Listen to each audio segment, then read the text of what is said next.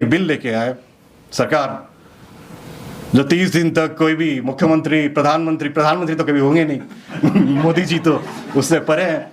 मुख्यमंत्री, प्रधानमंत्री, मंत्री कोई भी 30 दिन तक जेल में है, 31वें दिन में वो गायब हो जाएगा। ये किस पे अटैक कर रहे हैं? हेमंत सोरेन जी पे कर रहे हैं। हरा नहीं सकते झारखंड में हम लोग को, कर रहे हैं 30 दिन तक। आप कोई भी एसएचओ, ईडी तो उनका है, बेल ही नहीं मिलता ईडी में। पता नहीं ये क्या कानून है, हम ही लोग बनाए थे शायद ऐसा कानून है, किसी को बेल ही नहीं मिलता। स्टार्ट किए थे पर उसके बाद ये लोग भाजपा वाले लेके आए, समझ में नहीं आता कि ईडी क्या है। They didn't bring it, I got corrected. But अजीब सा कानून है। और किसको अरेस्ट किए? हमारे बेचारे छत्तीसगढ़ के एक गरीब मंत्री कवासी लखमा, उसे घर में देखोगे तो मुर्गी के अलावा कुछ नहीं है। आप पढ़ो कवासी लखमा कौन है। सुकमा के हैं, विधायक है, शराब मंत्री थे वो, उनको पढ़ना लिखना में ज्यादा आता नहीं है, कुछ लेना देना नहीं है। उसे घर में रेट पड़ा, मैं पूछा क्या मिला, क्या मिलेगा, बकरी है, मुर्गी है, उसके अलावा कुछ मिला ही नहीं है। सामने लेके भी नहीं आ रहे क्या मिला। वो बेचारे 6 महीने से जेल में, वो ईडी के चक्कर में। एंड ये तो शुरुआत है, हमें लड़ाई लड़ना है। पहले भी लड़े थे गोरों से, अब लड़ना पड़ेगा चोरों से हम अमेरिका गए थे, वापस आ गए, रह नहीं पाए क्योंकि जब पैदा हुआ था माथे में आर लेके पैदा हुआ था, रिजर्व। देख रहे कि आदिवासी आ गया, जबकि सारा संपत्ति देश का हमारा ही है। एवरीथिंग इज आवर्स, बाकी सब तो हमसे ले रहे हैं। हमेशा से हम लोग की लड़ाई जल जंगल जमीन के लिए रहा गया है। एंड ये देखोगे तो हम लोग खाली ब्रिटिशर से नहीं लड़ रहे थे, हम लोग राजा महाराजा से लड़ रहे थे, जमींदारों से लड़ रहे थे। मुझे लगता है सबसे पहली गलती मैं अपने आदिवासी समाज के सारे भाइयों से बोलना चाहता हूँ, हम लोग के ऊपर सबसे बड़ी जो चुनौती या डिज़ाइन फेलियर हुआ, ये तब हुआ जब हमें दलितों के साथ जुड़ा गया, बहुजन के साथ जुड़ा गया, महिलाओं के साथ जुड़ा गया, अनक्लब कर दिया कि ये सब पिछड़े हैं। हम लोग का जो वजूद है वो डिफरेंट है, वी आर प्रिमिटिव्स, हम जल जंगल जमीन में वासी है। तो व्हेन द एक्ट केम कि SC SC ST SC prevention of atrocity act, then ये suddenly they club tribals with Dalits, and Dalit they have a different problem, untouchability. हजारों साल से उनका पीड़ा अलग है, अनटचेबिलिटी, मंदिर पे जाने नहीं देते हैं, पानी पीने नहीं देते हैं, उनका बहुत बड़ा समस्या है, पीड़ित हुए हैं। एंड इसीलिए आप देखोगे Dalit they suddenly get united when कोई इशू आता है, तो सारे दलित एक साथ वोटिंग भी करते हैं, लड़ते भी है, सड़क पे उतरते हैं। आदिवासियों का वी आर 750+ ट्राइब्स, एंड अभी मोदी सरकार 10 साल में जो भी दरखास्त है सबको आदिवासी बना दिए।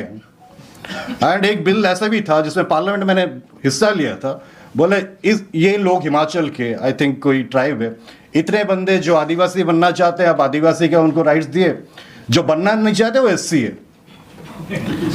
ये पार्लियामेंट रिकॉर्ड्स में है। माने ये पूरा डिजाइन फेलियर। एंड मतलब ये सरकार एंड उड़ीसा के सरकार नवीन पटनायक जी, ही सेंड 170 और tribes to be listed as scheduled tribes. जो गया उनके पास दरखास्त लिखा, सर आदिवासी बना दो, लिख दिए। एंड उसमें से कई सारे को 70 के आसपास ये मोदी जी ने आदिवासी की मान्यता दी है। तो we are diluting the whole thing. And मेरा ये है कि 750 ट्राइब्स, एंड मैं पहले समझने की कोशिश किया क्या चीज़ है, तो हर चीज़ आता है जल जंगल जमीन, जल जंगल जमीन।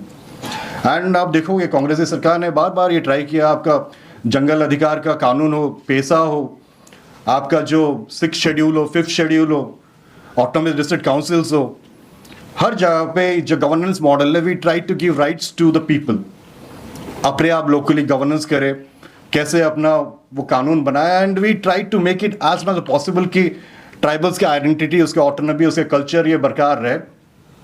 सडनली हम कुछ दिनों में देख रहे हैं जो कानून बहुत सालों से हम लोग बनाते आए हैं, इवॉल्व करते आ रहे हैं, उसको धीरे धीरे करके डाइल्यूट होते जा रहा है। अब फॉरेस्ट राइट्स एक्ट, पेसा 2006 की बात है जब फॉरेस्ट राइट एक्ट आया था, एंड पेसा अभी तक लागू नहीं हुआ। एंड बहुत दुख की बात है, हमारी राष्ट्रपति मामूई आदिवासी है, उड़ीसा के मुख्यमंत्री आदिवासी है मोहन चरण मांझी जी। जब विश्व आदिवासी दिवस, इस साल का विश्व आदिवासी दिवस के अवसर पे अपना जो सब आदिवासी सेलिब्रेट करना चाहता है, एक जगह है SCG माली करके, उड़ीसा में, मेरे लोकसभा क्षेत्र में आता है। वहाँ धारा 174 जो 144 लगाया है, यहाँ बोले कि यहाँ आदिवासी लोग, आप लोग आदिवासी दिवस सेलिब्रेट नहीं कर सकते।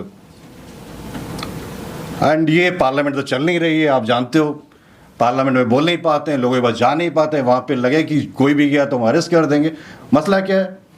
मसला ये है कि एक माइंस है जो उन्होंने फर्जी ग्राम सभा किया, फर्जी ग्राम सभा करके एक दिन में 8 जगह में ग्राम सभा किए, ग्राम सभा से पारित किए, पब्लिक हियरिंग बुलाते हैं, बाहर के लोग ला के आपको वहाँ बिठाते हैं पब्लिक हियरिंग में, ग्राम सभा पास, यहाँ पे सरकार एनवायरमेंट क्लियरेंस दे के वो माइंस को दे देते हैं इनके हवादार। एंड ये 146 सांसद हम लोग सब सस्पेंड हुए थे लोकसभा में। MMDR एक्ट को वो लोग अमेंड किए थे, जिसमें ये कहा गया था कि पहले पब्लिक हियरिंग है, जन सुनवाई नहीं होगा, एनवायरमेंट इम्पैक्ट असेसमेंट नहीं होगा, सोशल इम्पैक्ट असेसमेंट नहीं होगा, पहले आप ऑक्शन करोगे, फिर अदानी, वेदांता, कोई किसी का बारे में नहीं बोलना चाहता, पर सारे यही लोग हैं जो करते आ रहे हैं, ये लोग ले लेंगे उस जगह को, उसके बाद वो प्रोसेस स्टार्ट करेंगे जहाँ पे वो पब्लिक हियरिंग करेंगे, लैंड एक्विजिशन करेंगे। तो ये पूरा चेंज कर दिए। अब जो राज्य सरकार का दायित्व है वो पूरा हट गया, अब ये चला गया प्राइवेट पर्सन के पास, वो अपने लोगों को भेजते हैं, ट्राई करते हैं किसी को पैसा देने से, खरीदने का, इस टाइप में चल रहा है। धीरे धीरे जितने भी कानून हम लोग कर रहे हैं, एंड एक सबसे इंपॉर्टेंट बात है कि लैंड एक्विजिशन जब भी होता है, मैं स्टैंडिंग कमेटी के भी चेयरमैन हूँ ग्रामीण रूरल डेवलपमेंट पंचायती राज का, जब भी लैंड एक्विजिशन होता है आपका FRA राइट्स को पहले रिकॉग्नाइज करना पड़ेगा। कितने जो FRA के एप्लीकेशन से, IFR का बात करो, CFR तो भूल ही जाओ, IFR होता है individual forest rights, community forest right तो भूल ही जाओ, इंडिविजुअल फॉरेस्ट कितना रिजेक्ट हुए, कम से कम 20 लाख अभी पड़ा हुआ रिजेक्ट किए। एंड मध्य प्रदेश सरकार ने बोला कि हमें पता भी नहीं किसका रिजेक्शन हुआ है, ये उनका रिप्लाई है ऑनरेबल कोर्ट को। सुप्रीम कोर्ट का आदेश था कि जो जो रिजेक्ट है उसको आप पुनर्विचार करो, अपनी भारत सरकार लड़ना नहीं चाहता कोर्ट में। ऐसी बात नहीं कि आदिवासियों के लिए हमने सोचा नहीं था, हमने कांग्रेस पार्टी की ओर से बोल रहे हैं, हमने कई सारे कानून लेके आए थे, और लगातार हम कोशिश करते आ रहे हैं कि ये लागू हो, बट जब भी कोई कानून लेके आते हैं कोई ना कोई निकाल लेते हैं हल, इस कानून को कैसे बाईपास करना। पैसा लागू मत करो, फॉरेस्ट राइट एक्ट में जो एप्लीकेंट्स है उनको राइट्स मत दो, MMDR एक्ट अभी फिर से और एक एक्ट लेके आया, अभी तक हमें पढ़ा भी नहीं उस एक्ट में क्या है, रेरत के बारे में बोले लिखा हुआ है, एक के बाद एक एक्ट। ये सरकार they trying to dilute, they trying to detribalise people. एक उदाहरण देता हूँ आपको, एजुकेशन, सबसे बड़ा जो एफर्मेटिव एक्शन में शिक्षा में हम लोग को रिजर्वेशन मिला, बहुत सारे लोग, ये मीना जी जो यहाँ बैठे हैं या फिर बाकी यहाँ पे जो प्रोफेसर है, ये एफर्मेटिव पॉलिसी के लिए आज यहाँ पहुँच पाए, 2-3 पीढ़ी के बाद JNU ड्यू में पहुँच पाए। अभी क्या करते हैं, जितने प्राइवेट स्कूल्स हैं, जितने सरकारी स्कूल हैं, उनको बंद करके now they have a concept called factory schools. Factory school क्या होता है, आपके जो गाँव के बच्चे 400 किलोमीटर दूर एक प्राइवेट स्कूल में सेंट्रल गवर्नमेंट के एड से पढ़ाई करेंगे, सारे आदिवासी को उठाते हैं, SP कलेक्टर को देते हैं दायित्व, you pick 100 people, 100 children from this district, हर जिला से उठाते हैं। वो लोग रेजिडेंशियल स्कूल आदिवासियों का दूर 400-500 किलोमीटर, उड़ीसा में है, झारखंड में, हर जगह है, 500 किलोमीटर दूर वहाँ पे पढ़ाई के लिए भेजा जाता है। एंड वो बच्चे स्टैंडर्ड 1 से लेके ग्रेजुएशन वहाँ करता है, उसके बाद बाहर चला जाता है, वो कभी वापस नहीं आता। एंड उस स्कूल में हिंदुत्वाइजेशन, सैफरेशन आप बोल रहे हो, वो बिल्कुल चल रहा है वहाँ पे। एंड ये जो बच्चे हैं ये उन एरिया से हैं जहाँ माइनिंग का बहुत मात्रा में प्रभाव पड़ता है, जो लोग अपोज करते हैं। एंड उस प्राइवेट स्कूल को सेंट्रल गवर्नमेंट का एड है, पैसा कौन देता है आपको मालूम है? वही माइनिंग माफिया देता है जो इस जगह में उनका बिजनेस इंटरेस्ट है। ऑस्ट्रेलिया की सरकार ने माफी मांगा है इंडिजिनस पीपल को डिट्राइबलाइजेशन करने के लिए, ये फैक्ट्री मॉडल स्कूल के लिए। एंड ये भारत में ये लोग चालू कर चुके हैं, फैक्ट्री मॉडल स्कूल ला के जितने बच्चे हैं कि उसको डिट्राइबलाइज करके उसको आदिवासी से कैसे वंचित करें, ये करें। एंड आप इतिहास में जाएं तो बहुत सारे हमारे आदिवासी नेता थे जो संघर्ष किए थे, बट मैं हमेशा ये ढूंढता हूँ कि आज़ादी मिलने के बाद भारत में इतने कैसे आदिवासी नेता है जिन्होंने सब्सटैंशियली काम किए, तो कुछ ही लोग का नाम आता है एंड वो भी खो जाते हैं। अब कॉन्स्टिट्यूंट असेंबली डिबेट्स में बहुत पढ़ता हूँ कि क्या चल रहा है क्या नहीं चल रहा है, कुछ नेताओं का नाम आता है, कार्तिक ओरांव जी है, अरविंद नेताम जी है, आपके जुएल ओराम है जो पहले आदिवासी मंत्री थे। इस टाइप के हमें ये भी देखना है। समस्या हम लोग का ये है कि हम लोग 750 से ऊपर ट्राइब्स हैं, सबका अलग समस्या। मैं पूरा अब कांग्रेस पार्टी की मतलब जो भी उनकी योगदान से नॉर्थ ईस्ट के इंचार्ज हूँ, जो ट्राइब्स है नॉर्थ ईस्ट में वो पूरा अलग है, मणिपुर में अलग ट्राइब्स, अरुणाचल अलग, मेघालय अलग, जो सेंट्रल इंडिया जाते हैं तो मध्य प्रदेश, बिहार, छत्तीसगढ़, झारखंड, इनका रीति रिवाज अलग। एंड साउथ में जाओगे, अब ग्रेटर निकोबार आइलैंड में जो प्रॉब्लम चल रहा है, लक्षद्वीप में जो प्रॉब्लम चल रहा है, लक्षद्वीप में 95% ट्राइबल्स और मुस्लिम्स, अंडमान निकोबार आइलैंड में जो पोर्ट बनाने की कोशिश कर रहे हैं, हर जगह जहाँ पे भी ये डेवलप करना चाहते हैं आज के दिन में, वो खाली आदिवासी की जगह है। एंड कोई मुस्लिम है, कोई क्रिश्चियन है, कोई हिंदू है। अब झारखंड में जो चल रहा है वो सरनाथ धर्म पालन करना चाहते हैं। देयर इज अ डिमांड कि हम कैसे एक अलग रिलीजन कोड लेके आए सेंसस में। ये समस्या इतना आसान नहीं है। एंड अगर हम कोशिश करेंगे सारे आदिवासियों को एक मंच में लेके आए, सबको यूनाइट करें, तो ये हमारी जो इतिहास है, परंपरा है, उसी के हम खंडन करने जा रहे हैं। क्योंकि हमारी खूबसूरती ये, हम सब अलग अलग ट्राइब्स हैं, जो अपना संस्कृति, एक कल्चर है, हम कभी एक साथ नहीं आ सकते, सिवाय इसका कि सबका जो भी मौलिक अधिकार है, ज़रूरत है, सबको कैसे लेके एक संतुलन बनाए रहे एंड ये ट्राइब्स बसते रहे। मेरे क्षेत्र, लोकसभा क्षेत्र कोरापुट में आप देखोगे कौंधो है, जतापू है, देसिया है, परजा है, सांथाल है, एक का भाषा दूसरे समझ में नहीं आता। ये हमारी कल्चर है, ये हमारी इतिहास है।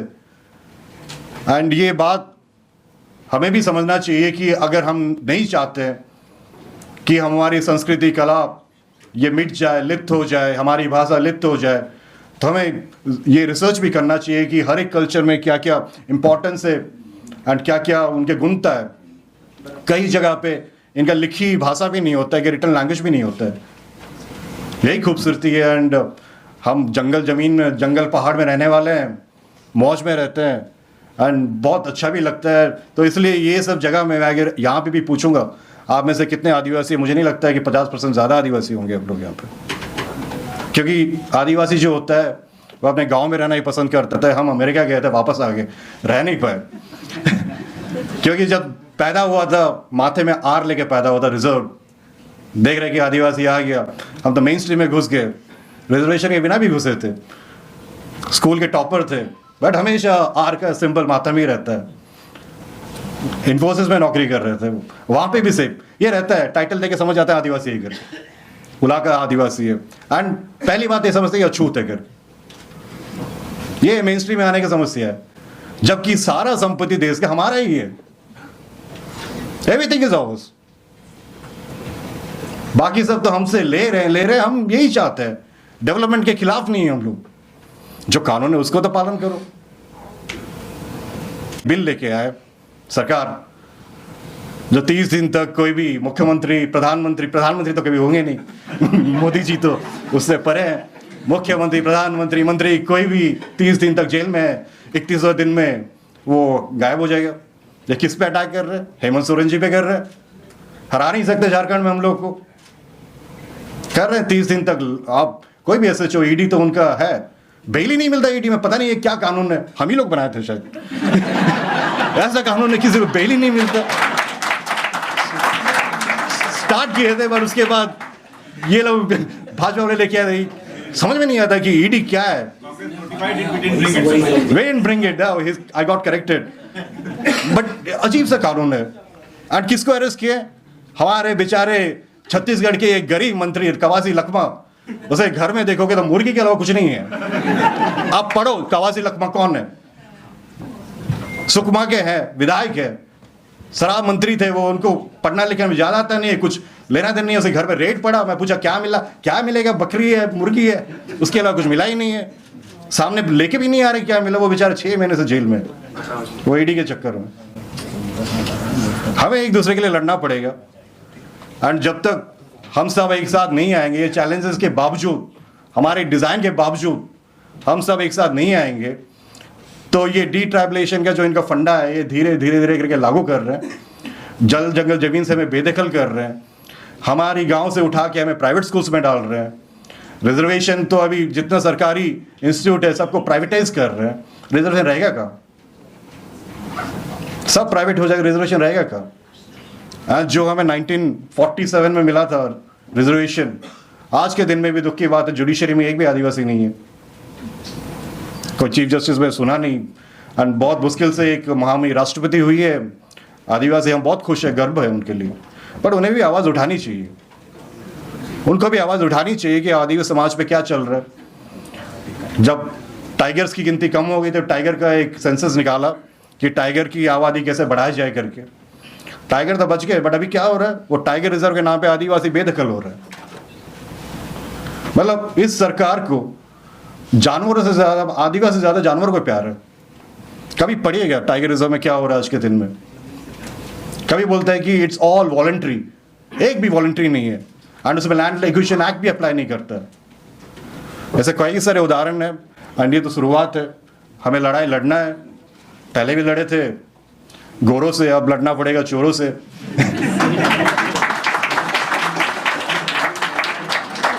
खाली हम चाहते हैं कि एक मास मूवमेंट हो। हमारी जो संस्कृति है, हमारे जो डिफरेंट ट्राइब्स है, नॉर्थ ईस्ट से लेके सेंट्रल इंडिया से लेके अपने लक्षद्वीप, अंडमान निकोबार, हर जगह पे आदिवासी भरे पड़े हुए हैं एंड जो कि पीड़ित है। एंड हम हमेशा सोचने की कोशिश किए हैं कि इनको कैसे एक लाख के हम आगे बढ़ाएं।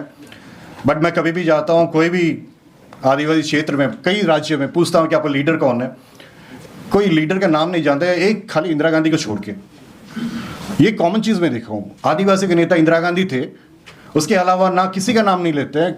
कहीं पे बिरसा मुंडा जी का लेते हैं, बहुत लिमिटेड है, कहीं पे शहीद लक्ष्मण नायक का लेते हैं, कुछ कुछ जगह है, बट यूनिवर्सली भारत का आदिवासी नेता कौन है आज तक कोई नहीं बोल पाएगा। वो जगह खाली है, और मुझे लगता है आप ही के बीच में कोई उस जगह को भरना पड़ेगा, जो कि हम आदिवासी के बाद आगे लेके जा पाएगा। ये बोल के फिर से जितेंद्र मीना जी को बहुत बहुत धन्यवाद देना चाहता हूँ।